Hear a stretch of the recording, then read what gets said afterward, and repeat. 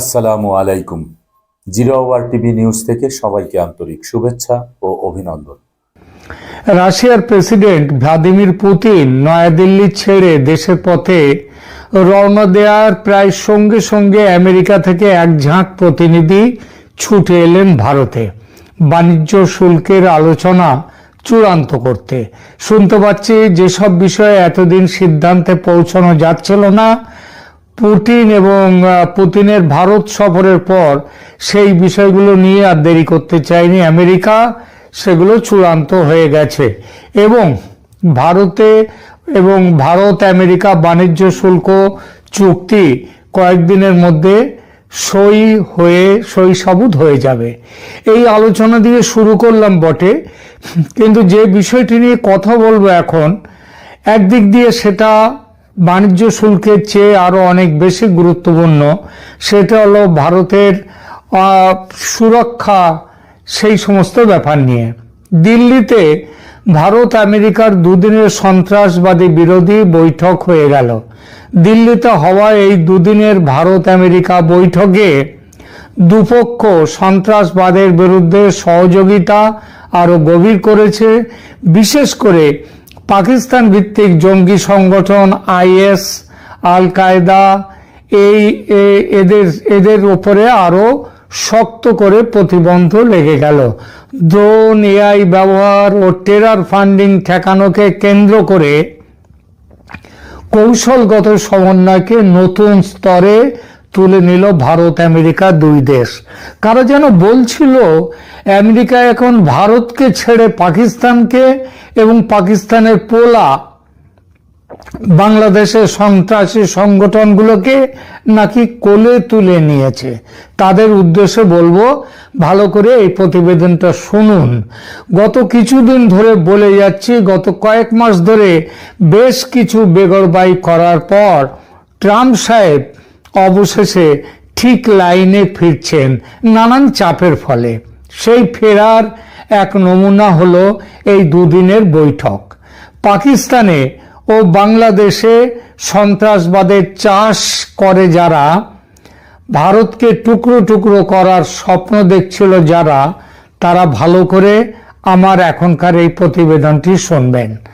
নয়াদিল্লির এই বৈঠক মূলত দুইটি প্ল্যাটফর্ম মিলে অনুষ্ঠিত হয়। একটা প্ল্যাটফর্ম ছিল 21তম India USA joint working group on counter terrorism এবং দ্বিতীয়টি হল 7ম ডেজিগনেশনস ডায়ালগ। স্থান নয়াদিল্লি। দুদিন ধরে প্রযুক্তিগত কর্মপর্যায়ের আলোচনার পর 6 ডিসেম্বর দুই দেশ যৌথ বিবৃতি প্রকাশ করে। বৈঠকে ভারতের পক্ষে নেতৃত্ব দেন doctor Vinod Bahade, joint secretary counter terrorism, পররাষ্ট্র মন্ত্রণালয়, ভারত সরকার।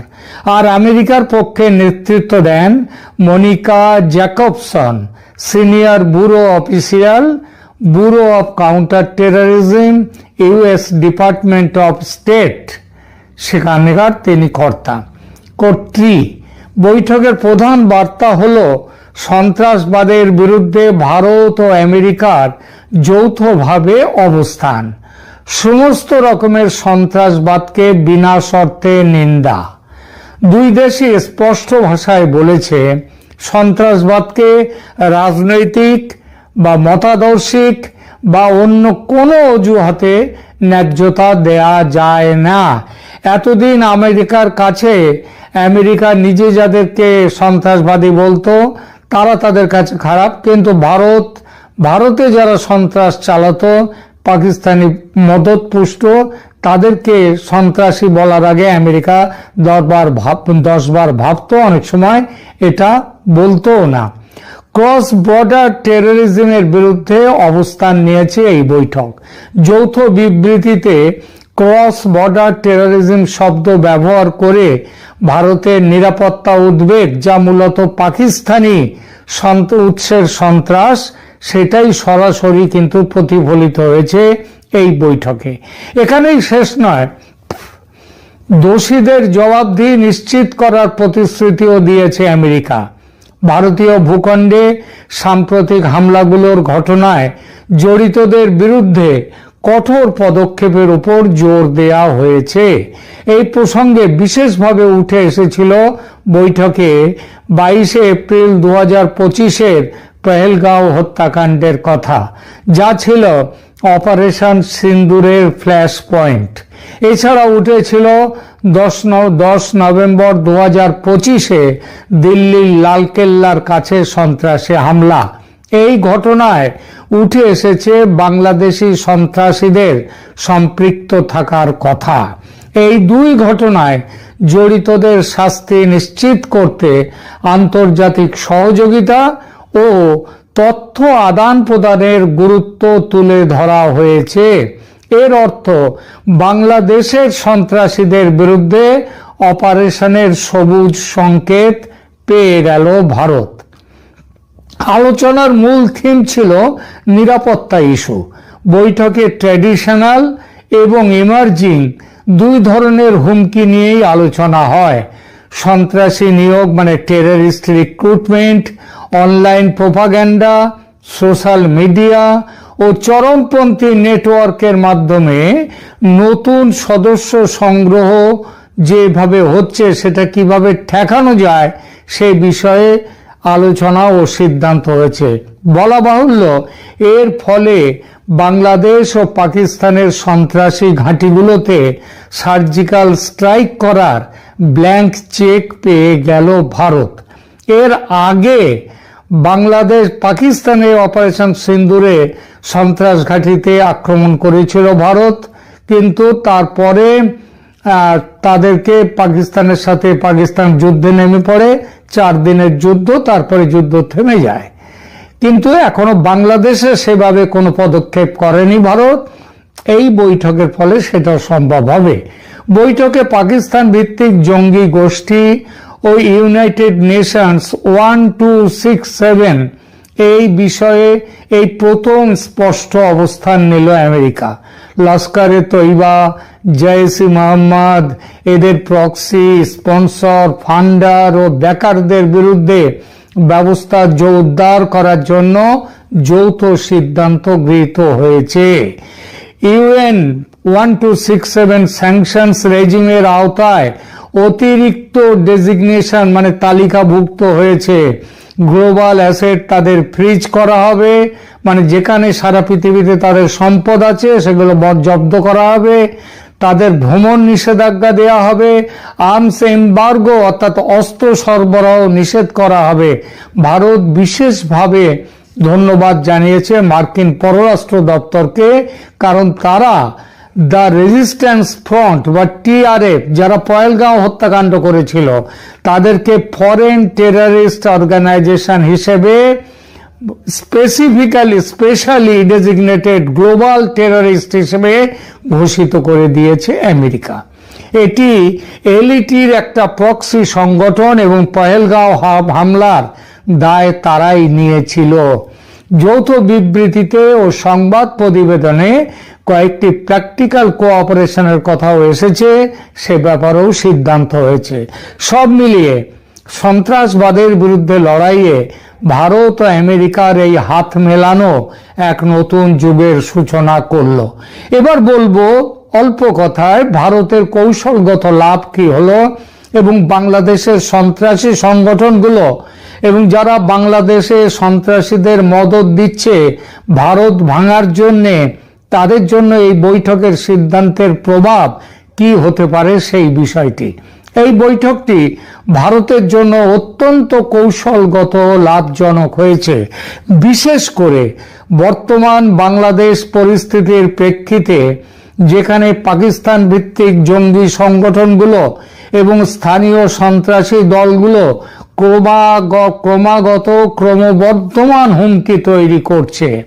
ভারতের মূল কৌশলগত লাভগুলোকে এভাবে বলা যায়, যেমন 1, ভারতের ক্রস বর্ডার টেররিজম ন্যারেটিভ যেটা সারা পৃথিবীতে ভারত দিয়েছে সেটা এখন আন্তর্জাতিক স্তরে মার্কিন সমর্থন পেল। এতদিন কিন্তু মার্কিনীরা ভারতের সমস্ত এইসব ব্যাপারে সমর্থন দেয়নি। যা পাকিস্তান উৎস সন্ত্রাসের বিরুদ্ধে ভারতের অবস্থানকে গ্লোবালি বৈধতা দিল। এবার যৌথ বিবৃতিতে দুই দেশের LeT, Jaish e Mohammad, JeM, ISIS, IS ও আল কায়দা এর পরিষ্কার নাম উল্লেখ করা হয়েছে, যা ভারতের দীর্ঘমেয়াদী অভিযোগকে প্রতিষ্ঠিত করে দিল। 2 নম্বর, UN 1267 স্যাংশনস রেজিমে অতিরিক্ত শক্তি পেল ভারত। দুই দেশ যৌথভাবে এলইটি ও জেইশ-ই মোহাম্মদের প্রক্সি স্পন্সর, ফান্ডার ও ব্যাকারদের জন্য অতিরিক্ত ইউএন স্যাংশন এবার দাবি করতে পারবে। এর অর্থ বৈশ্বিক সম্পদ জব্দ, অ্যাসেট ফ্রিজ, ভ্রমণ নিষেধাজ্ঞা বা ট্রাভেল ব্যান, অস্ত্র সরবরাহ নিষেধ বা আর্মস এম্বার্গো, এই সবগুলো এই জঙ্গি নেটওয়ার্কগুলোর আন্তর্জাতিক কার্যক্রমকে একেবারে দুর্বল করে দেবে। 3 নম্বর, দ্য রেজিস্ট্যান্স ফ্রন্ট, ওই পহেলগাঁও ঘটনার, এদেরকে আমেরিকা ফরেন টেররিস্ট অর্গানাইজেশন বা এফটিও বলেছে এবং স্পেশালি ডেজিগনেটেড গ্লোবাল টেররিস্ট এসডিজিটি হিসেবে ঘোষণা করে দিয়েছে এই বৈঠকে। এটি গুরুত্বপূর্ণ কারণ টিআরএফ হলো লস্কর-ই তৈবার একটা প্রক্সি, যারা পহেলগাঁও হামলা চালু করেছিল, পরিচালনা করেছিল। চতুর্থত, এফএটিএফ প্ল্যাটফর্মে ভারতের অবস্থান শক্তিশালী হলো। এই দেশ এফএটিএফ এর সমন্বিত কর্মসূচি চালাতে প্রতিশ্রুতিবদ্ধ হয়েছে। এর কি পরিণাম? এর পরিণামে পাকিস্তান, বাংলাদেশ এরা বিভিন্ন আন্তর্জাতিক সংগঠন থেকে, কোনো আর্থিক সংগঠন থেকে কোনো টাকা, লোন পাবে না। এরা ব্ল্যাক লিস্টেড হয়ে গেল। বাংলাদেশের সন্ত্রাসী সংগঠনগুলোর উপর তাহলে কি প্রভাব হবে একটু দেখি। জামাতুল আনসার ও হুজি বাংলাদেশের সদস্যদের ফান্ডিং চ্যানেল বন্ধ হবে এবার। এই দলগুলো এলইটির সঙ্গে যুক্ত, তাই অতিরিক্ত ইউএন ডিজাইনেশন তাদের সৌদি আরব, মালয়েশিয়া, হাওলার এইসব জায়গা থেকে হাওলা নেটওয়ার্কের মাধ্যমে আসা তহবিল বন্ধ করে দিতে পারে। এর সবথেকে বড় কথা, এর একটা বিরাট চাপ আসবে ইউনূস সরকারের ওপর, কারণ তারাই কিন্তু এই সংগঠনগুলোকে তোল্লাই দিয়ে যাচ্ছে। দ্বিতীয়ত, টেরর ফান্ডিং নেটওয়ার্কে চাপ আসবে এফএটিএফ এর তত্ত্বাবধানে। হাওলা, ক্রিপ্টো, এনজিও কভার, এগুলো শনাক্তকরণ বাড়বে। যে এনজিও খুলে এই যে এইসব কাজ করা, সেগুলো বন্ধ হবে এবং এই গ্রুপগুলোর অর্থনৈতিক মেরুদণ্ড ভেঙে যাবে। তৃতীয়ত, আন্তর্জাতিক ভ্রমণ নিষেধাজ্ঞা এই দলগুলোর উচ্চ পর্যায়ের কমান্ডারদের, যেমন ধরুন জসিম-উদ্দিন রেহমানি, ইনি সারা পৃথিবী ঘুরে ঘুরে তিনি বক্তৃতা দিয়ে যাচ্ছেন, তিনি তার সন্ত্রাসবাদ চালিয়ে যাচ্ছেন। ট্রেনিং বা সমন্বয়ের জন্য ইনি বিদেশে যেতে পারবেন না এবং এর মতো যারা আছে তারাও বিদেশে যেতে পারবে না। 3 নম্বর, জঙ্গি বন্ধু মোহাম্মদ 4 নম্বর, জঙ্গি বন্ধু মোহাম্মদ ইউনূসের সরকারের ওপর ভারতের চাপ আরো বাড়বে। আমেরিকা থেকে প্রশ্রয় এই সরকার পাবে না। পঞ্চমত, বাংলাদেশের সন্ত্রাসী ঘাঁটিতে ভারতের সার্জিক্যাল স্ট্রাইক চালানো আরো সহজ হলো। অপারেশন সিন্দুরের মতো জঙ্গি ঘাঁটি ভেঙে দেওয়ার সিদ্ধান্ত নেয়ার ব্যাপারে ভারত ভবিষ্যতে আরো প্রোঅ্যাক্টিভ হতে পারবে। সব মিলিয়ে ইউনূসের মদতে বাংলাদেশে জঙ্গিবাদ ও সন্ত্রাসবাদের যে চাষ শুরু হয়েছিল পাকিস্তানের আইএসআই এর তত্ত্বাবধানে, সেটা বিপুলভাবে বাধাগ্রস্ত হলো। এমনিতেই রাশিয়া ভারতের পাশে, এবার সব বুঝে আমেরিকাও এসে দাঁড়াতে বাধ্য হলো ভারতের পাশে। তাহলে বুঝতেই পারছেন কি হবে। দৈনিক প্রথম আলো একটি জরিপ প্রসব করেছে, না প্রথম আলো নিজে নয়, কি মেকার্স কনসাল্টিং লিমিটেড নামে একটি নবীন এবং অখ্যাত প্রতিষ্ঠানকে দিয়ে করিয়েছে এই জরিপটি। জরিপের নাম জাতীয় জনমত জরিপ 2025। প্রতিষ্ঠানটি নিজেই নিজেকে বলছে যে তারা একটি বুটিক প্রতিষ্ঠান, মাঠ পর্যায়ে তাদের মাত্র 15 জন কর্মী বাহিনী আছে বলে তারা জানাচ্ছে। অথচ দেশের জনসংখ্যা 18 কোটি। যা হোক, এই জরিপ নিয়ে অনেক আলোচনা হবে, হতে পারে নির্বাচন ঠেকিয়ে ডক্টর মোহাম্মদ ইউনূসের সরকারকে আরো বছর খানেক রেখে দেওয়ার পক্ষে সবচেয়ে বড় কারণ হিসাবে এই জরিপকেই দেখানো হতে পারে। না হলে এই সময়ে যখন জরিপ হওয়ার কথা কোন দল ক্ষমতায় আসবে, কোন দল সরকার গঠন করবে, কেমন সরকার মানুষ চায়, সেসব নিয়ে ইউনূস সরকার গঠন করেছে 16 মাস হয়ে গেল। এই 16 মাসের কর্মফল এখন নির্বাচনের আগে জানা কতটুকু প্রয়োজন এবং তা নির্বাচনে কতটুকু প্রভাব বিস্তার করবে তা নিয়ে তো বিস্তর সন্দেহ প্রকাশ করা যায়, প্রশ্নও তোলা যায়। মজার ব্যাপার কি জানেন, এই জরিপ নিয়ে যদি আপনি চ্যাট জিপিটি বা এআই কে প্রশ্ন করেন তাহলে চ্যাট জিপিটি কি বলেছে জানেন? দাঁড়ান, এখনই কেন বলে দেব বলুন তো, একেবারে শেষে বলবো কি বলেছে। চলুন তার আগে আমার বিশ্লেষণী প্যাচাল খানিকটা পারা যাক আপনাদের সঙ্গে।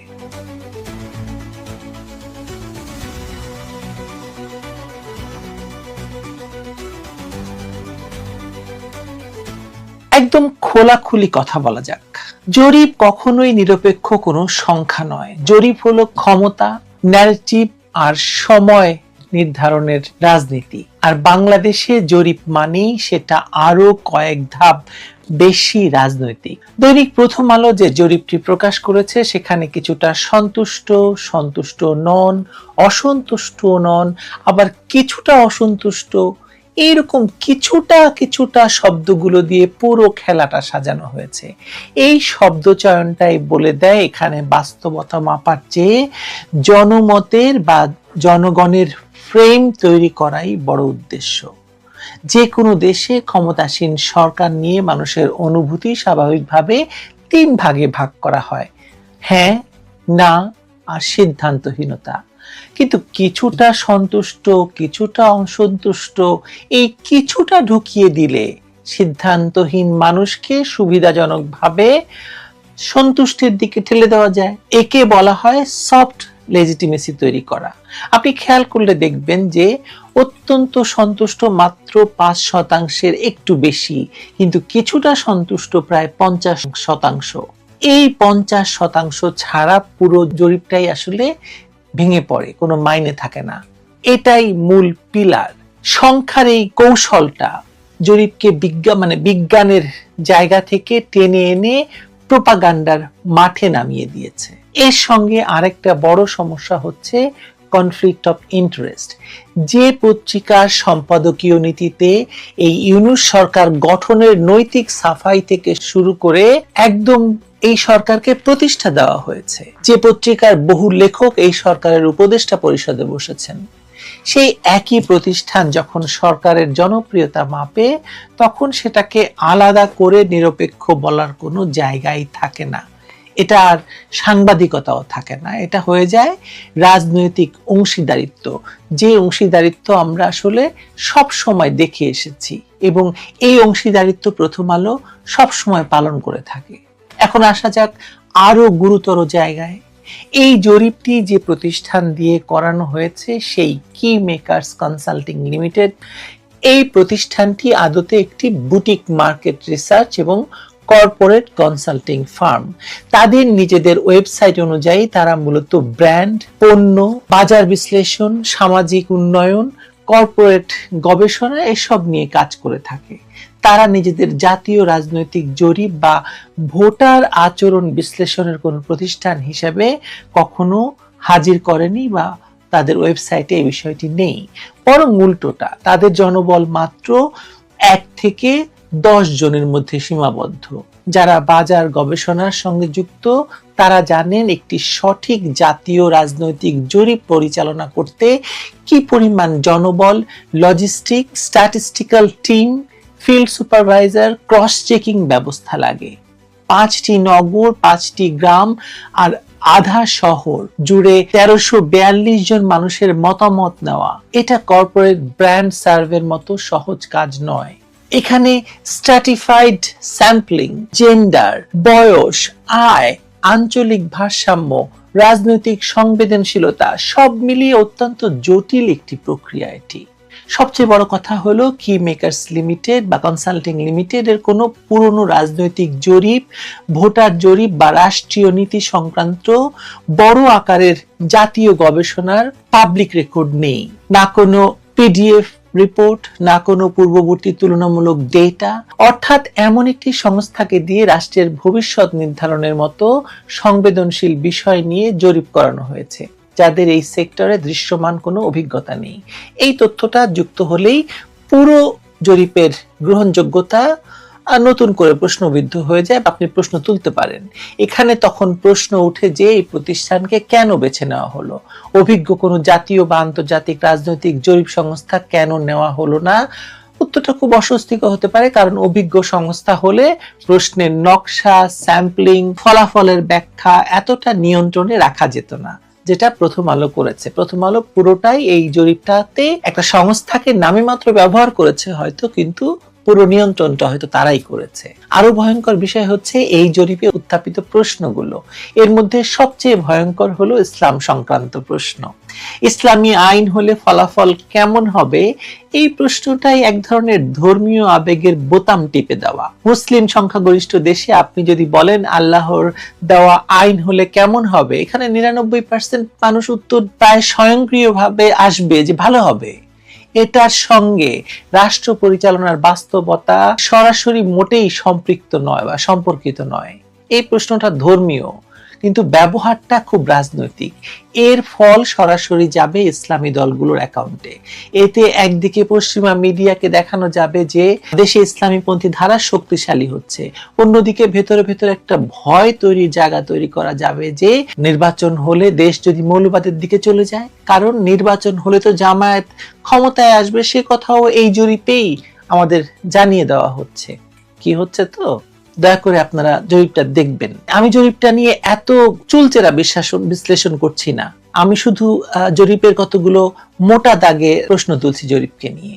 হয়তো এই ভয়টাই হবে আসলে নির্বাচন বিলম্বের সবচেয়ে শক্তিশালী অস্ত্র। আপনি লক্ষ্য করবেন আন্তর্জাতিক মিডিয়ায় একদিকে বলা হচ্ছে জঙ্গিবাদের উত্থানের আশঙ্কা এবং এই ইউনূসের আমলে ভয়াবহ জঙ্গিবাদ বাংলাদেশে ক্ষমতা দখলের দিকে এগোচ্ছে, অন্যদিকে এই জরিপ দেখিয়ে বলা হচ্ছে যে জনগণ ইসলামী আইনের পক্ষে। এই দুটো ব্যাপার একসঙ্গে সাজালে খুব শক্তিশালী একটি ইন্টারন্যাশনাল ন্যারেটিভ দাঁড় করানো যায়। বাংলাদেশে এখন গণতন্ত্র হয়তো ঝুঁকিপূর্ণ হয়ে যাবে। ঠিক এই ন্যারেটিভটা অতীতে গাজা, মিশর, তিউনিসিয়ায় ব্যবহার করা হয়েছে। এখানে আরেকটা গুরুত্বপূর্ণ বিষয় আছে। এই কিছুদিন আগে হওয়া মানে ইন্টারন্যাশনাল রিপাবলিকান ইনস্টিটিউট বা IRI জরিপের সঙ্গে প্রথম আলোর জরিপের সংখ্যাগত একটা মিল লক্ষ্য করা যায়। 2023 সালে IRI জরিপে শেখ হাসিনার জনপ্রিয়তা ছিল 70%। 2025 সালে ইউনূস সরকারের জনপ্রিয়তাও এই জরিপ অনুযায়ী 70%-এর আশেপাশে। এই 70% বাংলাদেশে যেমন যেন একটা স্ট্যান্ডার্ড নাম্বার হয়ে গেছে। বাস্তবে রাজনীতি কি কখনো এতটা স্ট্যাটিক থাকে? সরকার পাল্টায়, আন্দোলন হয়, অর্থনীতি ভাঙে, দ্রব্যমূল্য বাড়ে, আইন শৃঙ্খলা প্রশ্নবিদ্ধ হয়, অথচ জনপ্রিয়তা একই জায়গায় দাঁড়িয়ে থাকে। এটা কাকতালীয় না, মানে এটা ডিজাইন। আমি এই কথাটি এখন এ কারণেই তুললাম যে প্রথম আলোর জরিপেও কম বেশি সেই রকমই একটা সংখ্যা আমরা দেখতে পাই। রাজনৈতিক দলগুলোর জনপ্রিয়তার যে চিত্র দেখানো হয়েছে সেটাও মাঠের বাস্তবতার সঙ্গে মেলে না। জামায়াতকে 53% মানুষের পছন্দ, ভাবতেই ভয় লাগছে। যাই হোক, আর বিএনপিকে 51% মানুষ পছন্দ করছে, এনসিপিকে 38%। এই সংখ্যাগুলো বাস্তব রাজনীতির সঙ্গে সাংঘর্ষিক। এটা আপনি বোঝেন, আমি বুঝি, সবাই বোঝে। আপনার কাছে কি এই প্রশ্ন নিয়ে কেউ গিয়েছিল? আপনি কোন দলকে মানে তাকে সাপোর্ট করছেন? মাঠে বিএনপি ছাড়া আর কারো বাস্তব অবস্থা আছে বলুন তো এই মুহূর্তে? আওয়ামী লীগকে যেহেতু নিষিদ্ধ করা হয়েছে, সেহেতু সরকারের এই অবৈধ সিদ্ধান্ত বিষয়ে জনগণকে প্রথম আলো কোনো প্রশ্নই করেনি। এই আওয়ামী লীগ বিষয়ে এতটাই আওয়ামী লীগের প্রতি বিদ্বেষ পত্রিকাটির। কিন্তু আসল কথা তো জামায়াতের শক্তিশালী এবং ক্যাডার ভিত্তিক সংগঠন আছে বটে, কিন্তু তাদের ভোট ব্যাংক কখনোই বিএনপির চেয়ে বড় ছিল কি? আপনার কি মনে হয়? এনসিপি, এবি পার্টি, এরা তো বাস্তবে এখনো রাজনৈতিকভাবে পরীক্ষিতই হয়নি।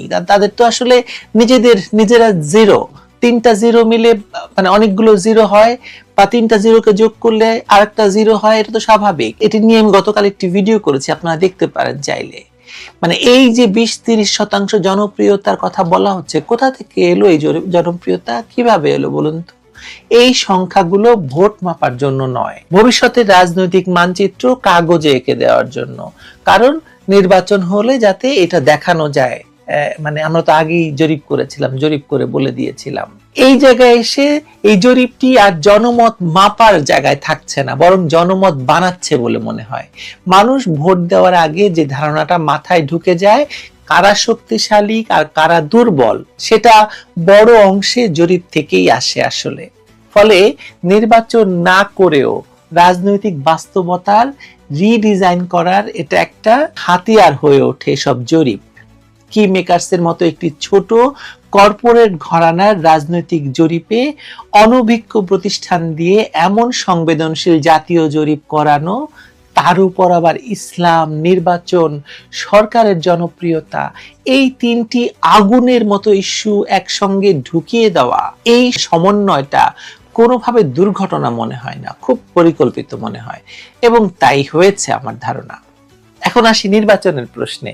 সরকারের উপদেষ্টা ব্রিগেডিয়ার জেনারেল অবসরপ্রাপ্ত সাখাওয়াত হোসেন যা বলেছেন সেটা খুব গুরুত্বপূর্ণ। তিনি সরাসরি বলেছেন, সরকার যখন দায়িত্ব নেয় তখন নির্বাচনের কোনো বাধ্যবাধকতা ছিল না, নির্বাচন তারা নিজেরাই প্রতিশ্রুতি হিসেবে এনেছে। আবার একই মানুষ বলছেন যে নির্বাচন কমিশন বলবে পরিবেশ তৈরি হয়েছে কি না, তিনি নাকি নির্বাচন নিয়ে অভিজ্ঞ নন, তিনি নির্বাচন কমিশনার ছিলেন। আপনাদের মনে করিয়ে দেই, এই দুই বক্তব্য একসঙ্গে যদি আপনি মিলান, খুব পরিষ্কার একটা বিষয় দাঁড়ায় যে সরকার নিজেই নির্বাচন নিয়ে ধোঁয়াশা রেখে দিতে চাইছে। আর ধোঁয়াশার রাজনীতিতে জরিপ হলো সবচেয়ে কার্যকর ঢাল। আপনি যদি দেখাতে পারেন যে জনগণের 70%ই আপনার প্রতি সন্তুষ্ট, তাহলে আন্তর্জাতিক মহলে সহজেই বলা যাবে কিসের তাড়াহুড়া, মানুষ তো খুশি। আপনি যদি দেখাতে পারেন যে জনগণ ইসলামের আইনের পক্ষে ঝুঁকছে, তাহলে আরো সহজে বলা যাবে দ্রুত নির্বাচন দিলেই তো উগ্রবাদ বাড়বে, জঙ্গিবাদ দখল করে নেবে। এই দুইটা যুক্তি একসঙ্গে মিললে নির্বাচন পেছানোর জন্য এর চেয়ে বড় শক্তিশালী কৌশল আর হতে পারে না। পারে বলে মনে করেন? আমি মনে করি না। আরেকটা বড় অসঙ্গতি হলো জরিপের নমুনা। বলা হচ্ছে যারা পত্রিকা পড়তে পারে, অনলাইন ব্যবহার করে, তারাই মূলত এই নমুনায় এসেছে, অর্থাৎ শহুরে তুলনামূলকভাবে শিক্ষিত মিডিয়া সংলগ্ন মানুষ। বাংলাদেশের প্রকৃত ভোটারদের বড় অংশই এই ক্যাটাগরির বাইরে, তারা গ্রামে এবং পত্রিকা টেলিভিশন থেকে দূরে। তাহলে এই জরিপ কিভাবে সারা দেশের জনমতের প্রতিনিধিত্ব করছে বলুন তো? এটা প্রতিনিধিত্ব করছে এক ধরনের বুদ্ধিভিত্তিক বুদবুদের, পুরো সমাজের নয়। সব মিলিয়ে যে চিত্রটা দাঁড়াচ্ছে তা হলো এই জরিপ নিয়ে 3টি কাজ একসাথে করা গেছে বা হচ্ছে। 1, অন্তর্বর্তী সরকারকে জনগণের প্রত্যক্ষ সমর্থনের আবরণ দেওয়া, যে জনগণ সমর্থন নিয়ে ডক্টর ইউনূস সরকার আছে। 2, ইসলাম প্রশ্ন ঢুকিয়ে একটা কৌশলী ভয় তৈরি করা হচ্ছে যাতে দ্রুত নির্বাচনের বিরুদ্ধে যুক্তি দাঁড় করানো যায়। 3 নাম্বার হচ্ছে ভবিষ্যতের রাজনৈতিক শক্তির মানচিত্র কাগজে এঁকে দেওয়া হচ্ছে, বাস্তবে মাঠের যা চিত্র তাকে বাদ দিয়ে মানুষের মনে ঢুকিয়ে দেওয়া হচ্ছে প্রথম আলো যা বিশ্বাস করাতে চায় সেটা। এই কারণেই আমার মনে হয় এই জরিপ সময়ের দিক থেকে একটা খুব মোক্ষম সময়কে বেছে নেওয়া হয়েছে। নির্বাচনের তফসিল ঘোষণার আগ মুহূর্তে এমন জরিপ প্রকাশ মানে রাজনৈতিক চাপ তৈরি করা, ভেতরে এবং বাইরে দুই জায়গাতেই। ভেতরের দলগুলোর উপরে চাপ, বাইরে আন্তর্জাতিক মহলের কাছে বার্তা। বেশ একটা সময়টা কিন্তু খুব উপযোগী। তবে সবচেয়ে গুরুত্বপূর্ণ কথাটা কি জানেন? জরিপ কখনোই ভোটের বিকল্প না। আপনি যদি বলেন 70% মানুষ খুশি, তাহলে নির্বাচন দেওয়ার দরকার কি বলেন? আপনি যদি বলেন জনগণ সরকারের উপর আস্থাশীল, তাহলে জনগণের সেই আস্থাকে ব্যালট বাক্সে যাচাই করতে ভয় কেন? গণতন্ত্রের সরকারের বৈধতা আসে নির্বাচনের দিন, জরিপের পাতায় না। কিন্তু ইউনূসকে তো আর ভোটে দাঁড়াতে হবে না, হবে বলেন? যদি না হয় তাহলে তাকে এই জরিপে কেন টেনে আনা হলো বলুন তো এই সময়ে? এখন তো আসলে কোন দল পরবর্তী সরকার গঠন করবে আর জনগণ তাদের কাছে কি চায় এসব প্রশ্ন নিয়ে মাঠে যাওয়ার কথা ছিল জরিপকারীদের, কিন্তু তারা তা না করে ইউনূসের বিদায় বেলায় এসে তার জনপ্রিয়তা মাপার জন্য জরিপ চালাচ্ছে কেন বলুন? আমার বিশ্বাস এখানেই জরিপের সময় এবং উদ্দেশ্য স্পষ্ট। এই সমর্থনের ভিত্তিতে যদি আরো কিছুদিন ইউনূসকে রাখা যায়, হতে পারে নির্বাচন পেছানোর উদ্দেশ্যে এই জরিপ হয়েছে, এবং তার আগে ইউনূসের থেকে যাওয়ার ক্ষেত্র তৈরি করা এই জরিপের উদ্দেশ্য। আপনার কি মনে হয়? কমেন্টে জানাবেন। বাংলাদেশের রাজনৈতিক ইতিহাস বলে, যখনই জরিপকে বাস্তবতার বিকল্প বানানোর চেষ্টা হয় তখনই বড় সংঘাত তৈরি হয়, কারণ মানুষ বোঝে মাঠের বাস্তবতা আর কাগজের সংখ্যার ফারাক বা তারতম্য।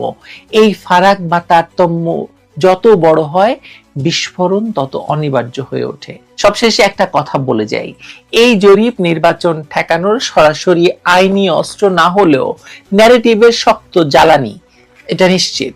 এটাকে সামনে রেখে বলা যাবে পরিবেশ অনিশ্চিত, জনগণ বিভক্ত, উগ্রবাদ মাথাচাড়া দিচ্ছে, তাই সময় দরকার। এই সময় দরকার কথাটা বাংলাদেশের রাজনীতিতে সবচেয়ে বিপজ্জনক বাক্য। ইতিহাস বলছে এই সময়ই বা এই সময় দরকারই শেষ পর্যন্ত সমাজকে, রাষ্ট্রকে আরো অস্থিতিশীল করে তোলে। শুরুতে বলেছিলাম প্রথম আলোর এই জরিপ বিষয়ে চ্যাটজিপিটিকে প্রশ্ন করেছিলাম, প্রথম আলোর জাতীয় জনমত জরিপ 2025 নিয়ে আপনার মন্তব্য কি? চ্যাটজিপিটি যা বলেছে আপনাদেরকে হুবহু শোনাচ্ছি আমি। চ্যাটজিপিটি বলছে, জরিপ দিয়ে হয় জনমত বোঝা যায়, না হয় জনমত বানানো যায়। প্রথম আলোর জরিপ দ্বিতীয়টির দিকেই বেশি ঝুঁকেছে, আর সেখানেই এই জরিপের রাজনৈতিক তাৎপর্য সবচেয়ে গভীর। চ্যাটজিপিটির পরামর্শ হচ্ছে এই জরিপকে বিজ্ঞান নয় সন্দেহের চোখে দেখা উচিত। আরো বলছে, কি মেকার্সের পরিচয়, কর্মপরিধি এবং সক্ষমতা বিবেচনায় এই জরিপকে শাস্ত্রীয় বা প্রতিষ্ঠিত জাতীয় জনমত পরিমাপ বললে প্রচুর প্রতিষ্ঠানগত এবং পদ্ধতিগত ফাঁক থাকবে। বিশেষত রাজনৈতিক এবং ধর্মীয় সংবেদনশীল প্রশ্ন, সরকারের জনপ্রিয়তা, ইসলামী আইন সংক্রান্ত চিত্র তৈরি করার মতো বিষয়গুলোর জন্য। সুতরাং এই জরিপকে গণতান্ত্রিক প্রক্রিয়া বা ভোটের বিকল্প বলে ধরে নেওয়া যাবে না। এটাকে প্রোপাগান্ডা, ন্যারেটিভ ফ্রেমিং এবং রাজনৈতিক সময়সীমা ইন ব্র্যাকেট ইলেকশন টাইমিং নিয়ন্ত্রণ করার একটি কৌশল হিসেবে দেখা উচিত। আমি কিছু বলিনি।